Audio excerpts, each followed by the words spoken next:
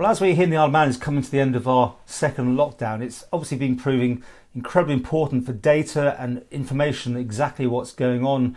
And we were talking with Dion, who's joining us again now.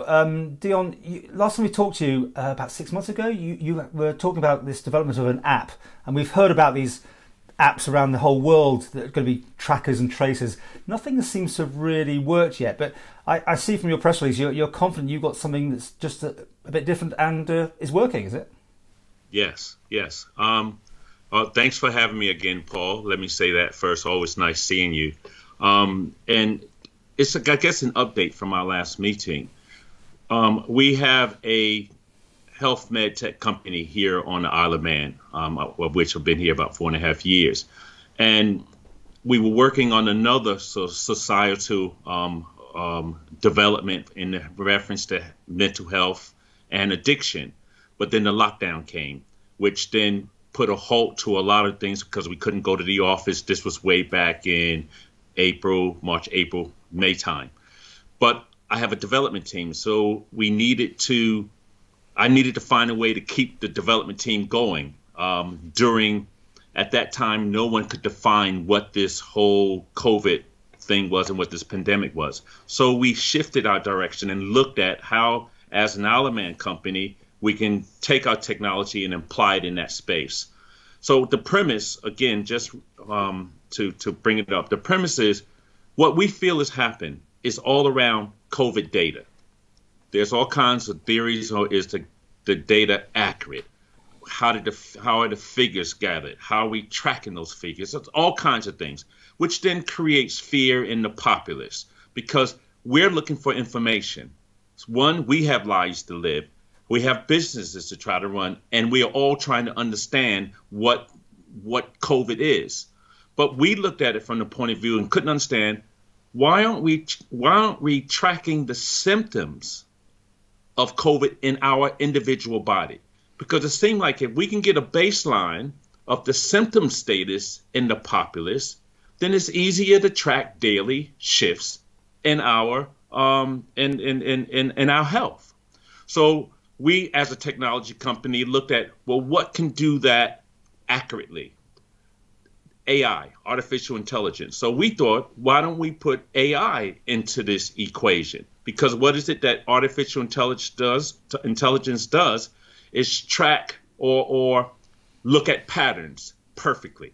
It's able to look at patterns at an exceptional rate. So what we did was we took all of the questions that were related to COVID-19 and we created a value. We put values to each question. Do you have coughing, persistent coughing? All of those questions that are related to the CDC. So we then created I don't want to get too technical, but we created a way by which AI can monitor that data and perfectly. So what we did was we created a whole web app around that. So in short, we have created a system that will track symptom changes in your body in relationship to COVID. For instance, what's the difference between saying you have COVID or you just have a cold? How do you tell the difference when everything is being assigned to COVID? You may just simply have caught a cold, but it is part of the questions that they ask you about COVID. But what the AI is able to do is collect data to be able to make that distinction. So what we've done is we've created 4 diagnosis categories. We have green, yellow, amber, and red. And what the AI does by answering a questionnaire, which takes about 2 minutes in the morning and the evening, the AI looks at the results of that and will give a kind of an AI-based diagnosis of what your symptom status is. So let me give that an example real quick. I take the questionnaire in the morning at 9 o'clock. I answer the questions. One of the things, I take my temperature, put that into the app. Then I answer the questions. Now, if I have a normal temperature, but none of the symptoms, the AI in real time tells me I'm in category green. We have severity so that you can go up and down, but green basically means you have no COVID symptoms. And what happens is, so let's say my family was using the system. I can make my family environment safe because everyone within my home using the app will define that my house is level green. That means there's no symptoms being taken place. But extend that into the community. The AI learns by the more data it gets, it's learning about the virus through the symptoms and the relationship between the symptoms and going to your doctor or your GP or connecting to a medical center. So it is learning all the time. So let's say I've been monitoring myself for 6 days. I've been in the category green. My wife is in the category green. We're safe to be around each other. But let's now say I want, give an example of getting sick. Let's say I get a cold now. So when I fill in my questionnaire in the morning on the app, the AI says, what's different about today from yesterday? What it was, so I fill in my questionnaire like I normally do, but now I say I have a cough. The AI is saying, is this COVID or is this something else? It's learning about me. So when I put in cough, my severity level in the green category maybe go to 4. Because the AI is saying something's changed, but until I get the afternoon data to compare, I don't know whether to move you into a different category. So let's say in the morning, it did something that moved me to green to, let's say, severity 5. It's now waiting for the afternoon. When the afternoon data comes, it then turns around and say, okay, the cough is gone. So the app automatically moves me back into the safe green 0. So that's the principle behind it. But what's happening is real-time data is being sent not only to me, the user, but to a monitoring station that's monitoring all the results that are given to people who are using the app. So this is a way that through symptoms, the medical center will be able to see where hotspots may go in the community because it's gathering the information. The long and short of it, so when I first talked to you, that was where we are. But since then, we've added some extra features to the app. Now we can track tests. We can track antibody tests. And as of a week ago, we've added vaccine. What does that mean? What's the issue around vaccines? Today, I'm healthy. You now want to give me a vaccine. How do we monitor the effects of the vaccine in our body? There's no one talking about that. You give me a shot, and that's people's fear. You want to give me a vaccine, I don't know what it's going to do to me. You know, we see all the movies. We got all this stuff going in our head. Am I going to mutate? All of these theories that go around. But this is science. This is technology. What we have done is to say, if I got a vaccine shot today, the app will be able to register the batch number of the vaccine I took, which company's vaccine. But not only that, so I go down to my local health center or my GP, I take the shot. It's registered on the app. What now happens is because of the daily symptom tracking, I now have a way of seeing what's happening in my body in real time on a daily basis. It keeps a record of that shift. So now I feel more comfortable taking a vaccine because I have my own way of monitoring shifts in my body. That's real important. That's fascinating, Dion, because initially when you started that, I was going to, next question was going to be, well, it's all over, isn't it now, because the vaccine's here, so there's less need for the tracking, but you moving it into a whole new area, and the drugs companies presumably would be very interested to know of that sort of feedback data. Would that be something that could happen, or is it purely for your own use, that data? No. This is about providing real-time data. There's still not enough known about this virus. It's one thing, we now have mutations of virus. We have all these things. What's happening is, if we can find a way of monitoring people at that level, at that instant shift in our health, we can, the data that is fed back about this virus, how it mutates, how it spreads, the impact. There are a lot of things going on. There's a mental health aspect of the app because now I don't have to panic. Give you a prime example real quick. I flew to the U.S. Back on the 15th of December because I couldn't sit back any longer knowing that I had a app like this and the craziness that's going on in and around the vaccine and the virus in the States. Just like we did with Nigeria and Kenya, who are now looking at the app. We launched it there on the 26th. and we've been getting some fantastic feedback as how it works, and we're making modification, hence why we added vaccine. But I went to the States. Now, let me tell you what's happened.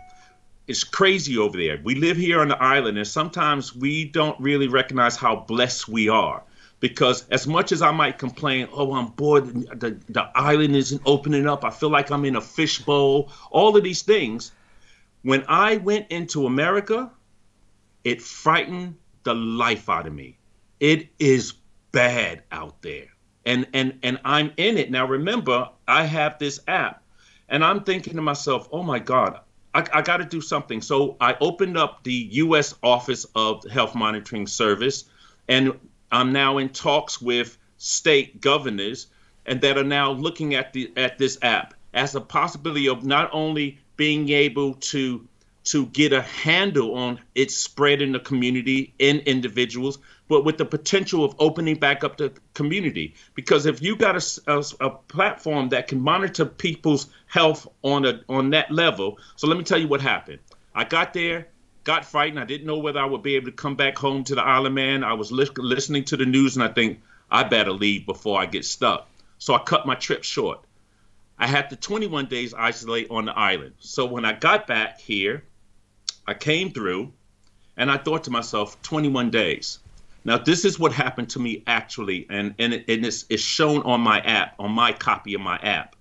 I woke up at it was about 12:40 in the morning. I'm now 13 days into my self-isolation in my home, and I started coughing really bad.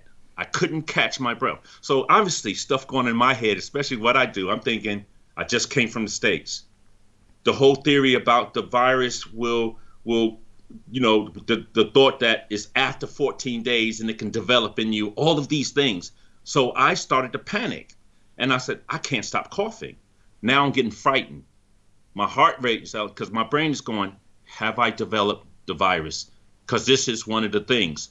I instantly got up, went to my app at 12:40 in the morning. I took my temperature. I put it at the app asks you, have you traveled in the last 14 days? I said yes, and it then asks what country. I put USA. That's a big indicator because it's one of those hot spots. Then I clicked, I had a persistent cough. The app immediately moved me from green into yellow. It shifted my status to yellow. And it's now saying we're now waiting for the second input. Now, what happened? I went to sleep. I'd done what I needed to do with the app. I woke up. I had no more cough. I went back to my app, filled in the same questions. Did I go travel? Yes. USA? Yes. But this time, I didn't have to cough. The AI instantly said, that fear is gone. It moved me back into safe level green. Look at the potential of being able to open up an economy when you have an app that's a mobile that is that simple. If I wanted to come to your radio station and your radio station or your TV station has a COVID risk assessment of green. In order to come interview with you, you must be in a safe zone. You will be able to know because when I come to the station, all I got to do is take my app. You will see my last 10 to 14 of diagnosis by the AI to show that I have been green for the last 14 days. I'm safe.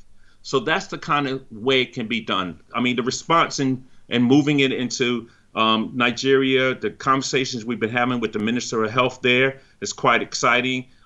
Kenya just came into fray. They saw the material, the interviews that have been going on by celebrities in Nigeria about the app, and now they contacted us. So I've just turned around and said, it's time to do something. You're here on the Isle of Man. Have you pitched it to our health services? I got to be careful here. When I first built the app, just before I spoke to you last time, I did send a communique to David Ashford that we had developed this, and I asked to give him a demonstration to show him how it works, just so that he'd say, at the end of the day, we were asked as industry to see what we can come up with, how we can help in this. And as an Isle of Man company, we're an Isle of Man company, I presented it. I think David had a lot of things going on at that time. Maybe, who knows? I'm not about to kind of, step into a political thing here. But the long and short of it is he didn't have time to review the app. I kind of stepped back from that and I said, well, David, you know who we are and what we're doing inside of mental health and addiction. Have a look at the app. I think it can make the difference. Unfortunately, it went nowhere. So I kind of took the stance to myself. I thought, okay, well, after, 6 months of development, do I just leave it because he didn't have time? No, that's not what we did. We knew we can launch this. We can launch this as a service on the island, and that's something that we are now considering because I guess I got a little upset and I just thought, you know what, forget it. So that's why we went to Africa. But then it's getting so bad, I thought, Dion, this is crazy. My wife was hitting me, says, Dion, look, this potentially can help the island. You can't take that stance about it. And she was right. I guess, sometimes you can let pride get in the way. The greater good is the public health at the end of the day. Let's be charitable. He's got a lot on his plate. Maybe this just slides through. And you're still offering it out there if the health service is interested, because so far they haven't gone down any of that sort of app route at all, have they? No. And for me, yes, of course it is. Of course I would. I mean, I'm an Isle of Man company. What better way? I'm just use the word if. If this works, this is groundbreaking change. This is what we've been looking for. I'm not calling it a track and trace, but the fact of the matter is, one last thing to tell you how it can really work. So I live in Douglas. So let's say we put up a Isle of Man monitoring bubble around the whole island, which means everyone must use the app. It now establishes the safe zones. So this is how it works. I live in Douglas, so I subscribe to the Douglas monitoring system. So inside of Douglas, 10,000 people are using it, and we're all in green status. That means COVID is safe, which is where we are now, if you look at it. Now, let's say I want to travel to Castletown.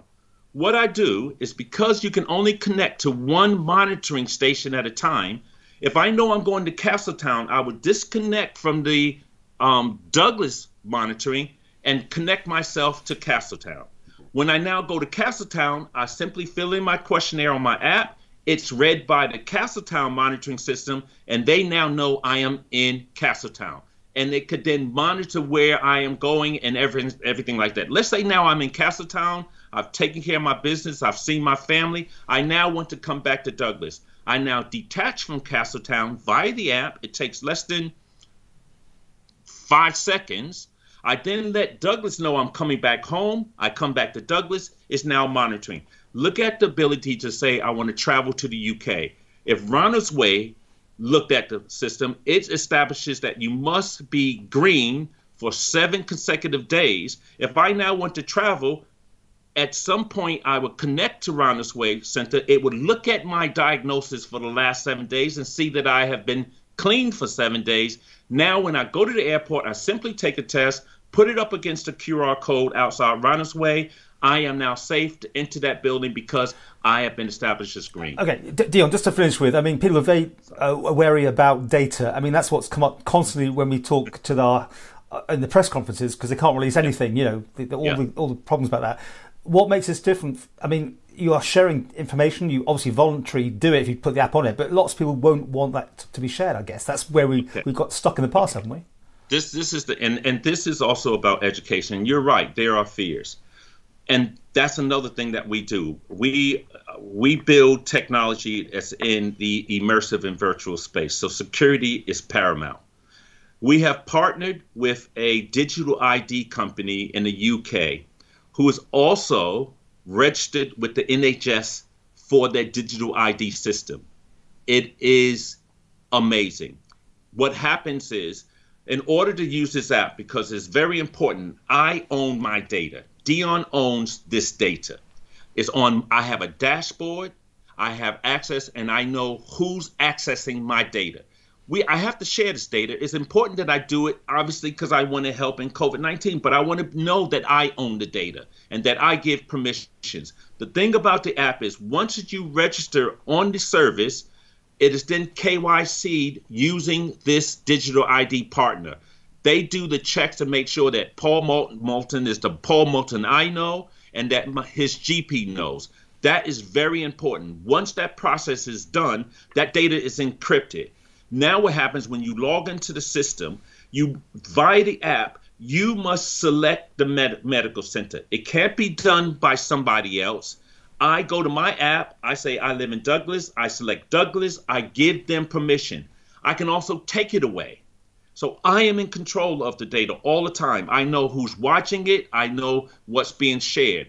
And the other important thing is, let's say looking at nursing homes. My mother is 83 years old. She's in the United States. Another reason why I want to do this, and I'm starting with North Carolina because that's where she is. Via the app, my mother can give me permission as her son to access her dashboard. So I can see where she is, and is only in reference to COVID-19 symptoms, no other data. We're not collecting any other data, but this data is important for the science to work. We must share it, but at least let's share it responsibly and let me be the one that controls it. Fascinating conversation. We will talk more. I mean, it's still under development to some degree, but what would you call it? You say it's not track and trace. How would you sum it up when you say get this app? Well, it's a symptom tracker. It's a COVID-19 symptom tracker. It's that simple. It tracks symptom changes on a daily basis in my life. I just share that with medical services to monitor. That's what it is. Track and trace, well, we can go wax lyrical about that, but that's not what this is.